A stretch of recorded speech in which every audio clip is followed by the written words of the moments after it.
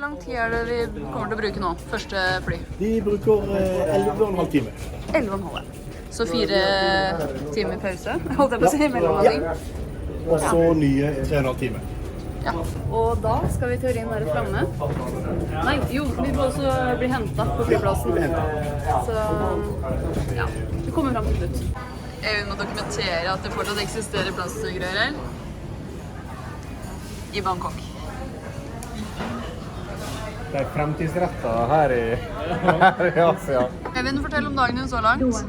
Startet med at iPaden streiket i Helsinki, så da kjøpte vi en ny iPad på Gardermoen.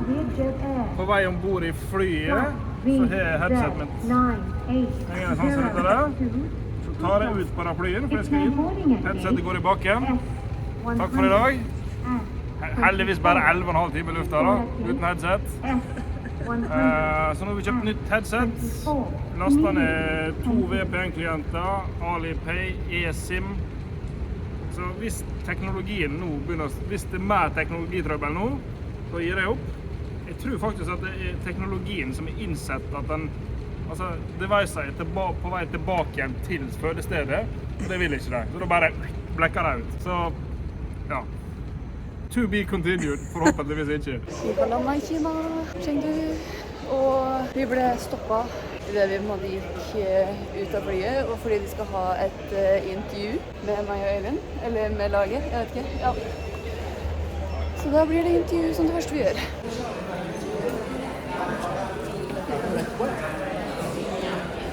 Det må være Kirkenes, jo. Så det her er jo Ok, Tom, vil du ta oss gjennom hva som har skjedd fra vi gikk ut av flyet?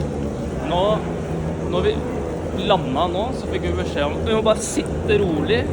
Ingen får lov å reise seg opp før det har blitt klargjort at om noen var i karantene eller ikke. Kommer av flyet. Der står det jo, rundt et hvert hjørne så står det journalister. Kamera opp i trynet, du må vinke. Anniken og Øyvind må inn og avgi intervju. Så, gjennom en liten sikkerhetssjekk av bagasjen, der du må faktisk legge inn bagasjen og kjøre inn gjennom det der båndet selv. Og så blir Øyvind tatt inn til sykdomskontroll. Han må da bli sjekket for alle mulige sykdommer, så han kommer jo der med munnbind og det ene og det andre. Vi er litt stresset. Ja. Men heldigvis, ifølge han selv, så blir ingen hulrom testet. Kroppshulrom. Så, gjennom sikkerhetskontroll, ganske lik sånn som er i USA, men der har de egen sikkerhetskontroll for folk som skal på World Games. Ja, det var så jeg bare rett inn, rett ut. Hvis du har alt i orden da, det har jo ikke gutta fra Langeborg. De tenker, dette her går digitalt. Må sitte der, stå der lenge for å finne frem bevis på at de er invitert hit. Tom, skriftlig kopi, smakk, rett igjennom. Stjerne i boka ble Kina der, faktisk. Null stress. Men alle kom seg gjennom. Så skal du fortelle at han måtte dra ned buksa og bli testet bak.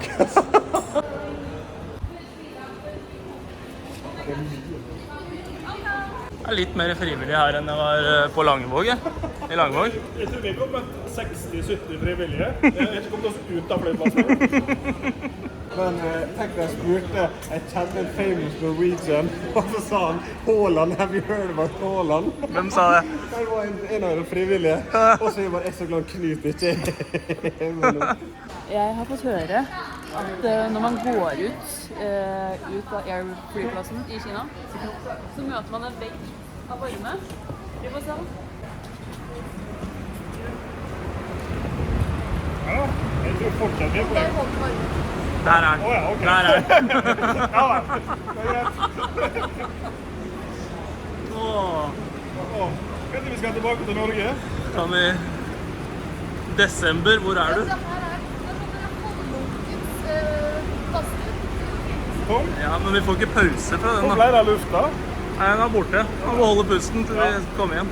Hvor er det panda, sa du? Åja, jeg holder meg på... Der, ja. Kjempe panda. A park with snowy mountains, skyline. Welcome to Chengdu. Der.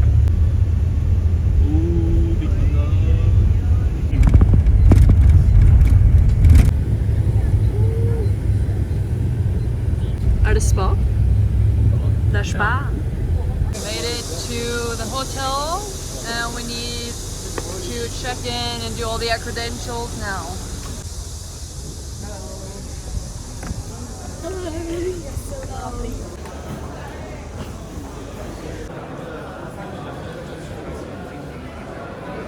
This is serious business. Sånn alle har akkreditering nå. Ja, vent da, jeg får rundt så jeg ser litt kul ut da. Ja. Skal pappa hjelpe deg? Vent da. Kjent for kjærlig for kjent. Veldig klok. Jeg vet ikke, altså, her er det mye. Altså, gud, altså det er jo never ending. Mat i gapet, og nå skal vi bare traske litt bort til banen der vi skal spille. Så vi håper jo at det ser kult ut. Fra avstand og fra hotellrommet så ser det bra ut. Første kurv spotta. Nei, ikke én, det er 3. Det er litt sånn Fountain Hills fin park. Det er første inntrykket fra utsida. Vi prøvde å se om vi kunne gå gjennom banen. Det ble bare møtt av vakter. Det var ikke lov å gå inn i parken en gang og se der vi skal spille før i morgen. Og så prøvde vi å gå rundt parken. Det gikk egentlig ikke helt til hell. Vi kom ikke videre. Ja, sånne vakter. Det er dritstengt. Altså, det her er jo helt sinnssykt. Veldig glad jeg ikke skal ut i det der krysset her. For jeg bare hadde parkert bilen der og gått. Nå er det første dag av treninga. Er vi klare? Ja, det er litt sånn spille minigolf og ha med seg 38 disker eller noe sånt. 38? Jeg har ikke med meg Jonas Bere. Han sa for å være med til Kina, så må han faen meg gjøre jobben med. Går det med hånda det egentlig? Det går jævlig dårlig med det. Han er størst grunnlag for sinte. Ja. Du skal ikke snakke opp discgolfveggene vi bruker. Nei. Hei. Det er livsfarlig å gå på fortauskanten her, og plutselig blir du nedkjørt av skutere faktisk. Liksom prøve å finne de der småveia imellom. Men vi har forsikring, har vi ikke det? Men nå var det så deilig vær. Forsikring er viktig. Hvis det skal være sann, så er det veldig deilig. Ja, det er bare, du renner jo bort, men det er kjempedeilig nå. Det er bare sånn, det er akkurat som at det liksom... nå er det bare et kvarter siden vi slo på badstua. Ja. Det var sånn god lunk. Ja. Kom vi oss inn etter full sikkerhetskontroll. Og det står 118 vakter her. Evin, ble du stoppet nå? Nei, ingen cavity search. Skippy, Skippy, Skippy the bush kangaroo. Jeg vil gjerne sende en hilsen til Knut Håland. Ja. Så det er birdiebagen min, er da klatrekalk og en sokk. Det er sokken til Knut? Nei, så sokken er min. Ja, men har Knut i det? Ja. Tæven, Knut. Du overrasker stadig.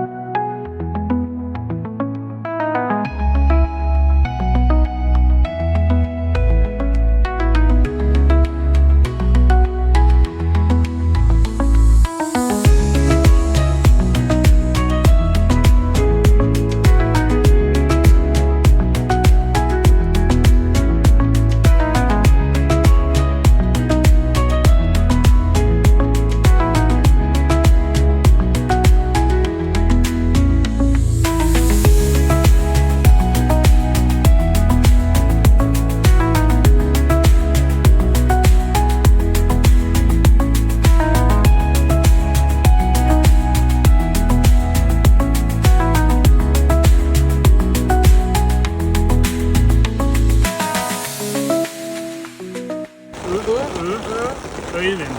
Øyvind. There we go. Yes. Hey. Øyvind Jarnes. Yes. Øyvind Jarnes. Ok. Nå er vi egentlig bare på sightseeing, og vi aner ikke hva det her er. Men det er, liksom, det er sperret av, sånn at man ser at her starter liksom utøvervillagen, og så er det hotell vest, og så er det en gate, og så er det hotell der hvor vi bor, og så er det sånne gater innover her også med, oi, litt forskjellig. Det så ikke at det var blitt, med litt forskjellig. Så ja, det er full shopping. Ja, alle skal dokumentere også da. Dokumentere at du dokumenterer. Ja, helt riktig, korrekt. Sånn. Takk for meg. Utover shoppen med den souvenirgreia. Øyvind fikk kjøpt. Ja. De som prøvde seg med teknologi og Alipay, de kom hjem tomhendt. Neida, du fikk kjøpt det. Ja.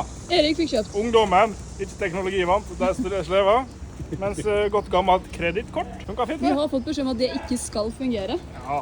Hva var det du kjøpt? Nei, altså, jeg er onkel til hele røys med unger, så da må vi jo kjøpe maskot. Du er ikke imponert over at det er nypeis som vi har her? Er det nype? Jeg er ganske sikker på at det er nype. Ikke granat her på det da? Nei, men vi har hatt altså, melk og rosin, eller risgrøt-is. Erteis. Hva er den siste da? Bønneis. Det var noe annet. Gulrot var det noe jeg... Gulrot. Nå har vi fått eventuelt nype eller granat. Granateple den skal jeg få godkjent på, men hvis det er nype... Kanskje en granatnype? La meg få teste nå. Jeg tror det er nype. Nype, altså. Det er nype. Nype. Granatnype. Nei, ikke noe granatnype. Det er ren nype den gangen her. Frossen nype te. Ja, faktisk. Med litt mer smak. Det er godkjent. Frossen nype te med sokker. It's been 1 hour or two since we lost against Finland, a game that I feel like me and Øyvind we were not playing our best, and I honestly gotta say that it's the most disappointed and sad I've been after losing something in disc golf ever. But yeah, we had lunch, we had a power nap, and we just got a reset. Unfortunately, we're not playing for any semifinals, but we are playing at best to get to 5th place. So we have one more game. We're meeting Canada again. There's something wrong with the setup because I don't think that's supposed to happen. But we're playing against Canada again now in 1 hour, and then we have another match tomorrow morning. Øyvind, det er faktisk ikke lov å være så fornøyd med å svare riktig på egen quiz. Jo. Vi samler oss og setter en putt på sånn. Litt sånn der. Setter en putt fra 2 meter og bare... Takk for at kameraet går. Første tur ute hvor vi tester mat utenfor hotellet. Jeg har ikke troa det. Jeg har veldig lyst til å prøve hotpot. Jeg håper de har det, men hva står det? jeg vet ikke hva det betyr da. Hva står det her? Øyvind, hva står det? What does it mean? Så 58 nivå her. Ja, jeg er skeptisk. Dyrt er det ikke i hvert fall. Men det kan være harde pils. Si ja, bra. Sunnmøringen er på plass.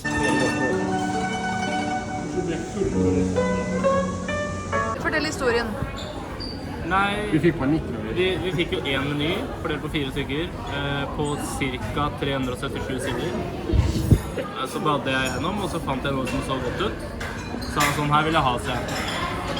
Og så tenkte jeg ikke noe over prisen, så jeg vil ha en sånn. Så sier Øyvind, ja, jeg tar det du tar, sier Øyvind.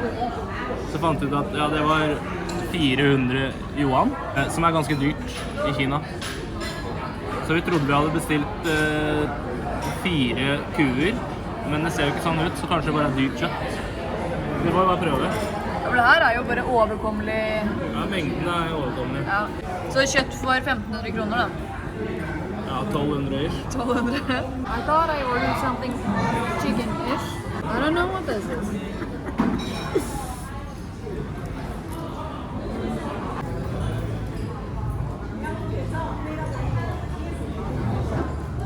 It's like, I don't know like what the white thing is, but it's like, do you call it like chicken crab? Kyllingkraft? Kyllingbuljong? Bare i puddingform? Du har bestilt kyllingpudding. Jeg tror det. Det ser jo sånn ut nå da. Og så skal du ha alt det der alene. Nei, jeg tror det er bestilt til alle 4. Dette er den lokale sjappa. De her er leis i pringleserør med smak av tomat, agurk og banan. Hva faller valget på? Hummer? I alle fall ikke det. Jeg kan fortelle at han som sitter her nå og sover, han har sittet her og sovet hver kveld denne uka. Her er vi lime da. Ja, den er god. Den er grei.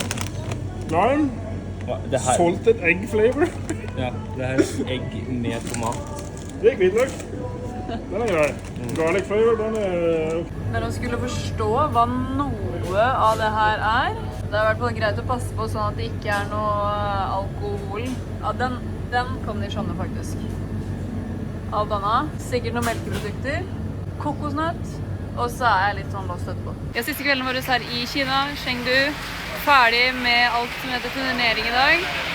Vi spilte mot Canada og Tsjekkia for å plassere oss til en 5. plass. Vi tappte jo mot Finland, som var kjempeskuffende. Jeg har aldri grått før etter en turnering, men det gjorde jeg da.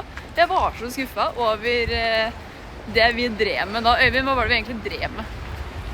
Vi kastet ikke disk i hvert fall. Vi kastet ikke disk. Og Bokstavelig talt. Ja, det var ett tilfelle der jeg lot være å kaste disk. Øyvind gjorde tidenes... Vi flipper ikke opp i det. Men alt i alt, når ting gikk skeis mot Finland for at vi kunne kjempe om medalje. Kjemmes gjør det faktisk. Det vil ta litt tid å komme over for oss egentlig. Men da var 5. plass det høyeste vi kunne komme, og vi fikk til det. Du var en så god venn. Gå ut og tørk litt tårer. Vi ses snart igjen.